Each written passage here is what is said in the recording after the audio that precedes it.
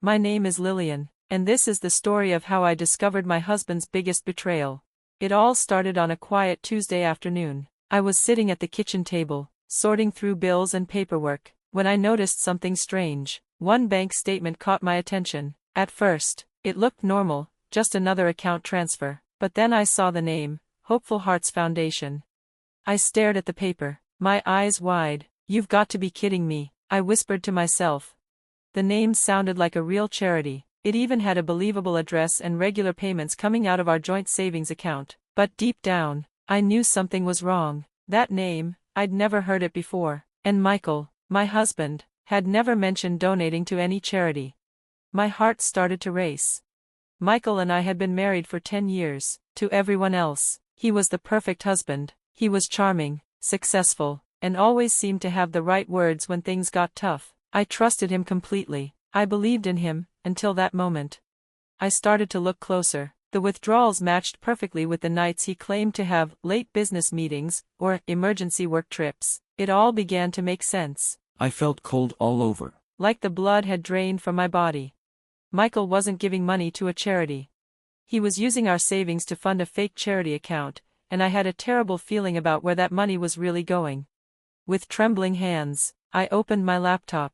I typed in Hopeful Hearts Foundation and searched everywhere: Google, social media, charity directories. Nothing came up. No website, no history, nothing to prove it was real. Then I looked up the address on the bank statement. It was just a basic office building downtown. Michael had no reason to be there. That's when I knew, this wasn't just a suspicion anymore. It was the truth. Michael had created a fake charity to hide something, and I was about to find out exactly what. An hour later, Michael walked into the kitchen like nothing was wrong. He was whistling, his briefcase in one hand, and a big smile on his face. "Hey babe," he said, leaning down to kiss me. "How was your day?" I quickly slid the bank statement under a pile of mail. I couldn't let him see it, not yet. "Fine," I said, forcing a smile, "just going through some bills." He grabbed a bottle of water from the fridge. "Anything interesting?" "Nope, just the usual stuff." He nodded and walked out of the room, humming to himself. As soon as he was gone, I let out a shaky breath. I gripped the edge of the table to keep myself steady.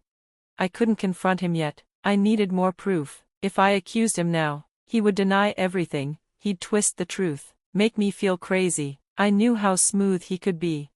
So I sat back down and started writing things down. I listed the dates, the amounts of each transfer, and any patterns I noticed. I was building a case, right there in my notebook.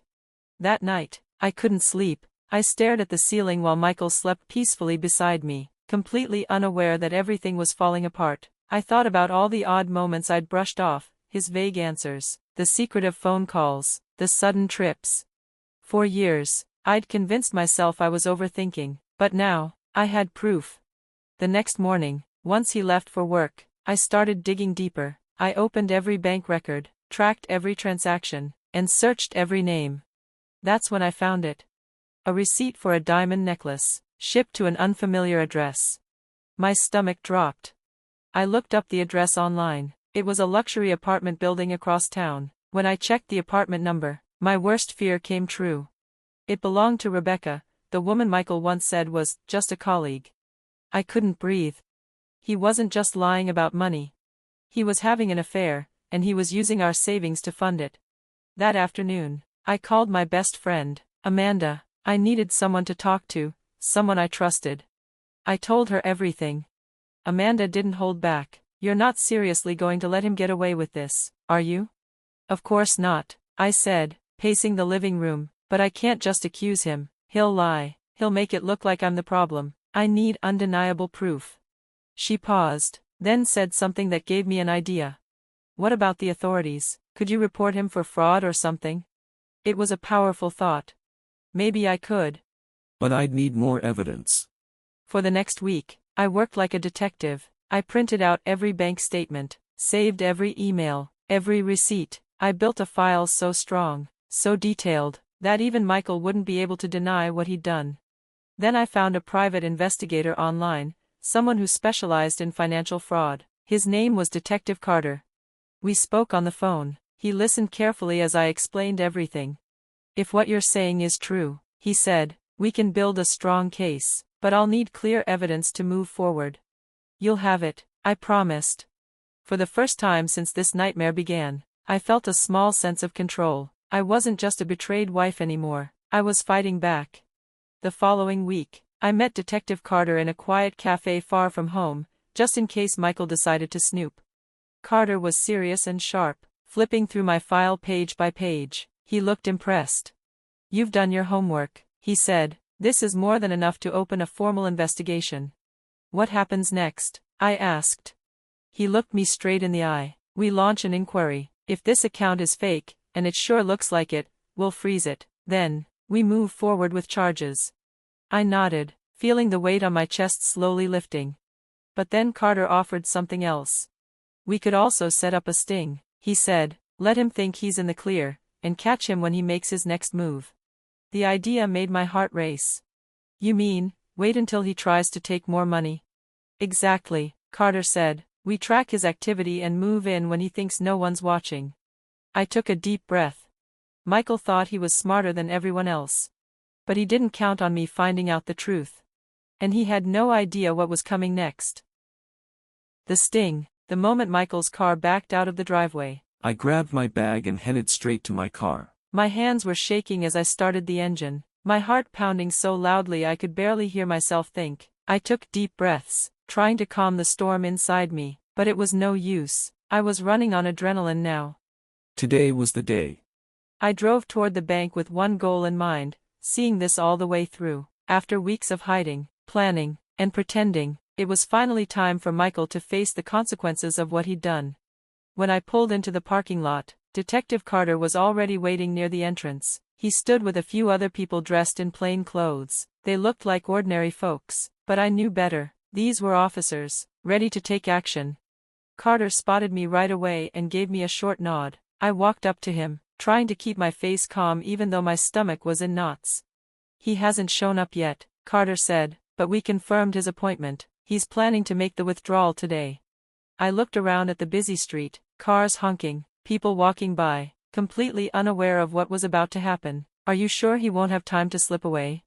Carter didn't blink. He won't. As soon as he tries to touch the account, the bank will alert us. He won't make it past the door. I stepped away from the main entrance and found a spot where I could still see everything without being noticed. I kept my eyes on the glass doors and tried to stay focused. Every minute felt like an hour. And then, there he was. Michael's black car pulled up. Just like always, he stepped out, dressed in his usual polished way, a tailored suit, expensive watch, that smug air of confidence he wore like a crown.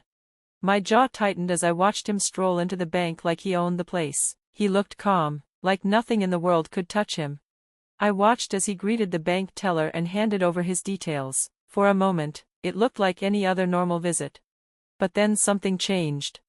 The teller looked down at the screen, then back at Michael. She hesitated. She glanced toward her manager. My heart was in my throat as I watched it all unfold behind the glass. Michael's face twitched, just a flicker. He leaned on the counter with that fake smile of his, pretending he wasn't worried, but I knew better. The manager came out, and right behind him were two plainclothes officers. I couldn't hear the words, but I could see everything, the confusion on Michael's face turning into panic, the moment he realized something was very wrong. The officers showed their badges, and then they cuffed him, right there, in the middle of the bank. He started protesting, turning his head this way and that. Like he was looking for someone to explain what was happening. That's when he saw me. I stepped forward, out of the shadows and into the open, just as they were bringing him outside. His eyes met mine, and in that moment, all the lies and secrets he had built his life on came crashing down. Lillian, he gasped, as if seeing a ghost, what are you doing here? I didn't answer him right away. Instead, I reached into my bag and pulled out the manila folder I'd been holding onto for weeks. Divorce papers. I held them out and let him see them clearly. Consider this my final donation, I said, my voice colder than I'd ever heard it. Before he could speak, the officers moved him along, guiding him into the back of a waiting car. His words died on his lips, and he turned away. I stood there, staring at the car as it pulled away, feeling the full weight of everything that had happened. I should have felt triumphant. Instead, I just felt Tired. Detective Carter walked over. That was clean, he said. He's not going anywhere for a long time. I nodded. I couldn't even find the strength to smile. The drive home felt strange, like I was floating outside my own body. The image of Michael being led away in handcuffs kept replaying in my head. The shock on his face. The fear in his eyes. It was the look of a man who finally realized he wasn't untouchable. When I pulled into the driveway, Amanda was already waiting on the porch. She had a bottle of wine in one hand and a knowing look on her face. "So?" she asked, standing as I got out of the car. "It's done," I said quietly. "They arrested him right there in the bank, and I gave him the papers." Amanda raised her eyebrows. "Savage." I let out a soft laugh for the first time in what felt like days. "Come inside," I said. "I need a drink." We sat at the kitchen table, glasses of wine in hand, the afternoon light drifting through the windows. "So what now?" Amanda asked.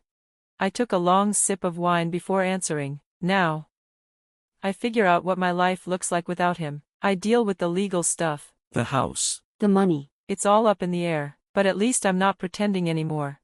Amanda gave me a look that was part admiration, part concern. "You didn't just survive, Lillian, you fought back. Most people wouldn't have had the courage to do what you did." I shrugged. I didn't have a choice. He lied to me for years. He used our money to live a double life. I couldn't just let him walk away from that. She clinked her glass against mine, moving forward. We sat in silence for a while, just letting the stillness fill the room. It wasn't over yet. Not completely. There were still battles ahead, but the biggest one, the one that mattered most, was behind me.